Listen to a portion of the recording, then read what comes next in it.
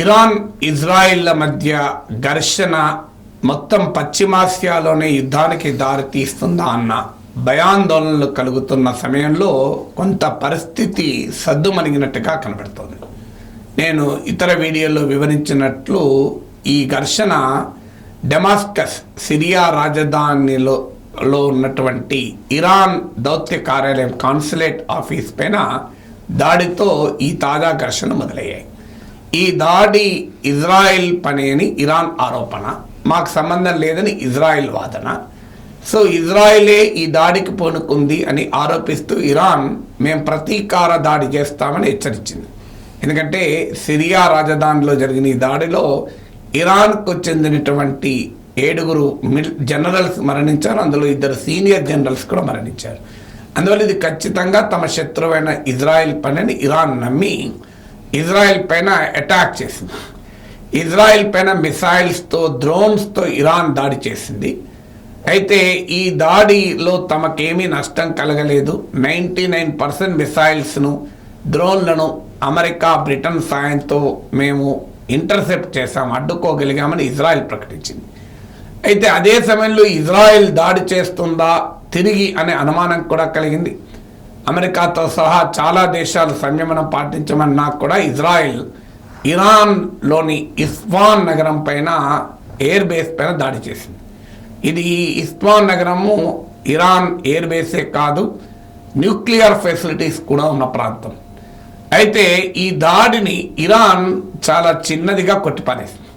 ఇది ఆటబొమ్మలతో ఆడుకున్న గేమ్ లాగా ఉంది, ఇజ్రాయెల్ ప్రయోగించినవి మా పిల్లలు ఆడుకునే టాయ్స్ లాంటివని ఇరాన్ ప్రకటించింది.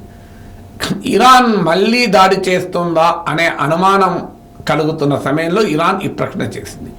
ఇది మొత్తం దాడిలో చూస్తే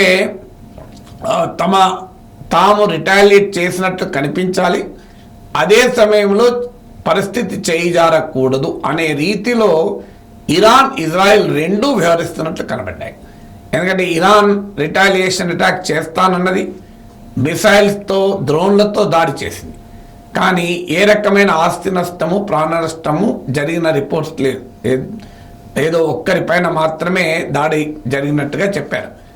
ఇజ్రాయెల్ కూడా ఈ ఇరాన్ అటాక్ను డౌన్ ప్లే చేసింది. ఇది మేము మొత్తం 99% ఇంటర్సెప్ట్ చేశామని చెప్పి ప్రకటించారు.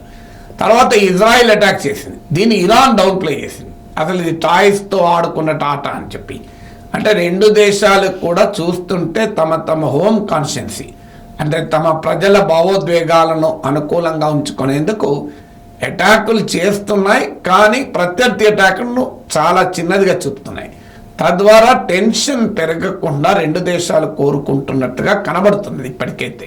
అందువల్ల ఇరాన్ ఇజ్రాయెల్ కూడా తగ్గినట్టు కనబడుతున్నాయి.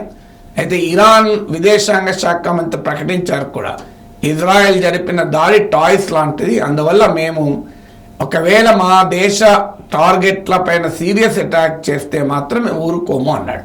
అంటే ఇజ్రాయెల్ అటాక్కు స్పందించము అని ఇరాన్ ఒక రకంగా చెప్పినట్లే. ఇజ్రాయెల్ కూడా ఇరాన్పై జరిగిన ఇస్ఫాన్ నగరంపై జరిగిన దాడిపైన ఏ కామెంటు చేయలే. మేము రిటాలియేట్ చేశాం, మేము సంగతి తేల్చామని వాళ్ళు కూడా ఉద్రిక్తతలు పెంచే స్టేట్మెంట్ ఇవ్వలే. అందువల్ల ఇప్పటి వరకు ఒకవైపు సానుకూలం ఏంటంటే ఇజ్రాయెల్ ఇరాన్లు ఉద్రిక్తత పెరగకుండా కాస్తంతైనా తగ్గుతున్నట్టు కనబడుతున్నాయి. అదే సమయంలో పశ్చిమాసియాలో యుద్ధ ప్రమాదం అయితే పోలే. ఎందుకంటే ఈ ఇరాన్ ఇజ్రాయెల్ ఈ రకంగా అటాక్లు కౌంటర్ అటాక్లు చేస్తున్న సమయంలోనే ఇరాక్లోని ఇరాన్ అనుకూల ఆర్మ్డ్ గ్రూప్ ఉండేటువంటి స్థావరం పైన దాడి జరిగింది. ఈ దాడిలో కూడా 1-2 మరణించినట్లున్నారు. ఈ దాడికి ఎవరూ రెస్పాన్సిబిలిటీ క్లెయిమ్ చేసుకోలేదు. కానీ సాధారణంగా ఇది ఇజ్రాయెల్ దాడి అని అనుమానం. ఎందుకంటే గతంలో కూడా ఇరాక్లో పర్యటిస్తున్న ఇరాన్ సీనియర్ మిలిటరీ జనరల్ అయిన సొలమనీని అటాక్ చేశారు. అది కూడా ఇజ్రాయెల్ పని అని ఇరాన్ అనుమానం. అసలు అందువల్ల ఇరాక్ గడ్డ పైన ఇరాన్ అనుకూల ఆర్మ్డ్ గ్రూప్ పైన జరిగిన దాడి గనక ఇది ఇజ్రాయెల్ పనేమో అని అనుమానం. కానీ ఇప్పటివరకు ఎవరు క్లెయిమ్ చేసుకోలేదు.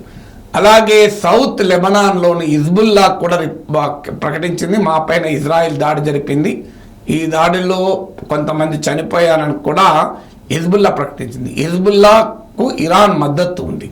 అలాగే రఫా నగరం, పాలస్తీనాలోని రఫా నగరంలో కూడా దాడులు జరిగినట్లుగా ఇజ్రాయెల్ ధృవీకరించింది. అలాగే పాలస్తీనా అథారిటీ ధృవీకరించింది. పాలస్తీనా అథారిటీ ఏమో తమ ప్రజలపైన దాడి చేసిందని ప్రకటించింది. ఇజ్రాయెల్ ఏమో మేము ఒక మిలిటెంట్ స్థావరం పైన దాడి చేస్తాము అని ప్రకటించింది. సో ఇలా అటు ఇరాక్లో, ఇటు లెబనాన్, సౌత్ లెబనాన్లో, అటు పాలస్తీనాలోని రఫాలో సో ఈ దాడులు జరుగుతున్న క్రమం చూస్తుంటే ఇంకా విద్రుక్తతలు పెరిగే ప్రమాదం అయితే కనబడుతున్నాయి. ఈలోగా 13 బిలియన్ $1300 కోట్ల అదనపు మిలిటరీ సాయం చేయడానికి అమెరికన్ కాంగ్రెస్ ఆమోదం తెలిపింది. దీంతో ఇజ్రాయెల్కు మరింతగా సైనిక సాయం అమెరికా చేయబోతోంది. ఇది పాలస్తీన్ల ప్రాణాలు తీసేందుకే అని పాలస్తీన్ ప్రెసిడెంట్ ప్రకటించాడు. అందువల్ల ఇప్పటికిప్పటికీ యుద్ధ ప్రమాదం తొలగినట్టు చెప్పలేం, కానీ ఉద్రిక్తతలు అయితే కాస్త తగ్గినట్టుగా కనబడుతున్నాయి. బట్ స్టిల్ సిచ్యువేషన్ చాలా వొలటైల్గా, చాలా సెన్సిటివ్గా ఉంది. Anything can happen any time.